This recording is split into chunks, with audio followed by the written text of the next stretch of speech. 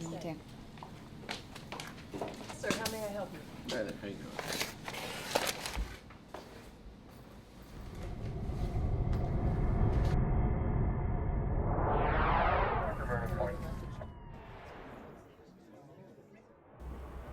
Okay, Miss Steele, tell me what happened.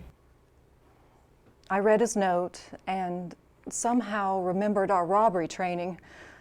I said in my mind, stay calm, be safe. So after I read the note, I took the backpack and opened the cash drawer. It was a small black backpack, like one for a young child. While gathering the cash, I pushed the alarm because I noticed he was looking around nervously and not paying complete attention to me. I guess it seemed safe to push the alarm. I wouldn't have done it if I didn't think I could without him seeing.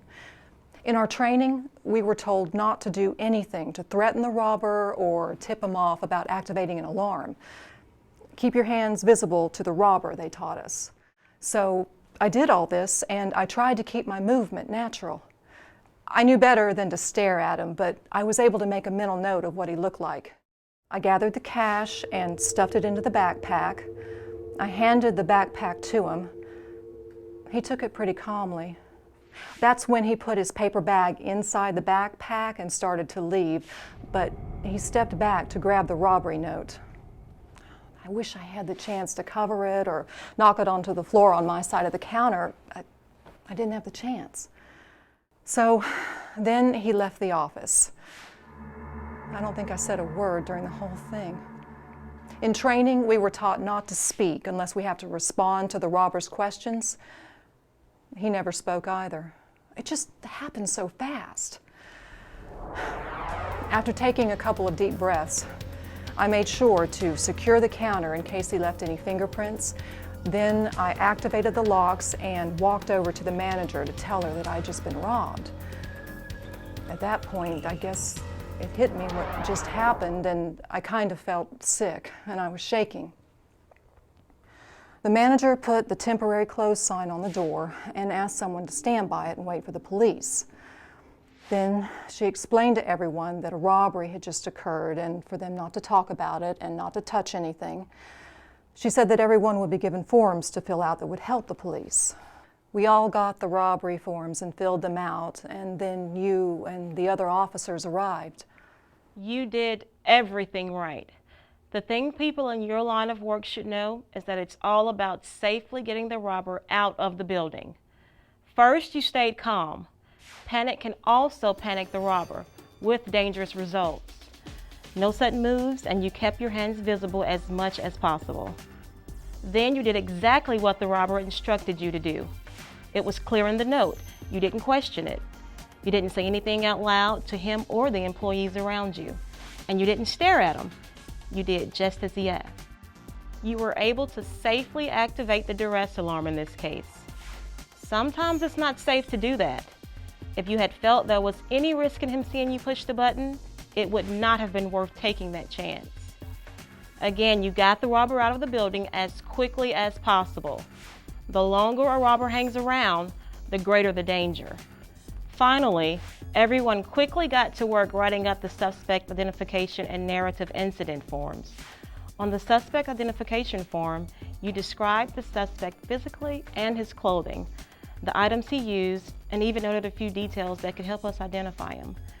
Your write-up about the incident included lots of details about what happened from start to finish. It was great that you noticed some things he might have touched. I would have never thought that someone would rob us here. I'm just so proud of the way everyone reacted to such a scary experience. And it sure is better this way than what you see on TV. Yeah, you mean a takeover robbery. Now those are much more dangerous. It's when one or more guys come in with guns showing. But you know the response is still the same. Stay calm and do exactly as the robber says. And it's even more important to get them out of the building fast. No confrontations, no delays, and no heroics. You know, I do have a few tips about robbery prevention during business hours. Be on alert if a customer sticks around an unusually long amount of time without conducting a transaction. Pay attention to the customer who acts suspiciously, carries a bag or container, or is dressed unusually for the weather conditions. An example would be a customer wearing a heavy coat on a hot day. In any case, when you feel a risk for a robbery, contact security or the police without alerting the suspicious customer. Unfortunately, there's not much you can do to prevent robberies in cases where the robber enters the office as a customer would during business hours. But there are ways to reduce the risk of robberies at other times. One potentially vulnerable time is when you arrive at work in the morning. Before walking to the door, look around for anything or anyone suspicious. If you're concerned about your safety, do not unlock the door and go inside. Contact the security department or police. The same idea applies at the close of business. Before unlocking the door to leave, look around outside through the window first. If a suspicious car is parked near the door or someone is loitering nearby, wait for a while before leaving. If the situation doesn't change, contact security department or the police. Use this caution about your surroundings when removing payments from drop boxes. And proper procedures should be followed for pickup and delivery of bank deposits. Drive-through facilities are the safest to use. Also, check the identification of vendors before giving them access to secure areas in the office. I'm sure your training covered things like not dealing with large amounts of cash in view of customers, not leaving cash drawers open and unattended, and keeping bank deposits out of sight of customers as much as possible. And remember, in the case of a robbery, no confrontations, no delays, no heroics. Don't be a hero.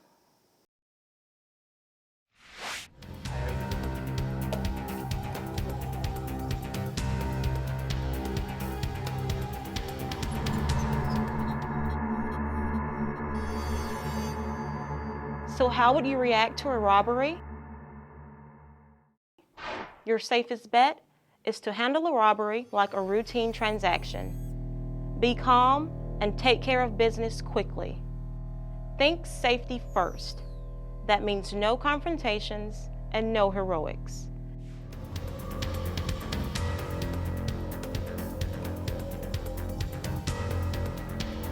Activate the panic button only if you are sure it is safe to do so.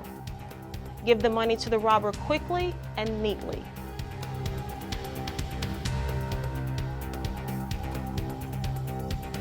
Get a physical description of the robber. Preserve evidence, including a note, something the robber touched, or anything he leaves behind.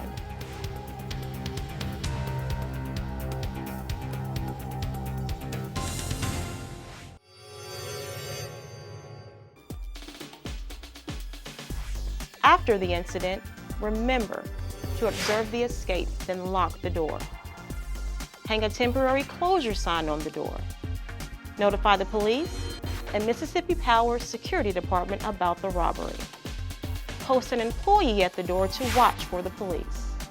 List all witnesses and customers for the police. Distribute incident forms to everyone and have them complete the forms while the incident is still fresh in their minds.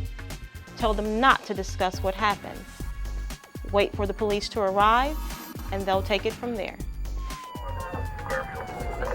And remember, in the case of a robbery, no confrontations, no delays, no heroics.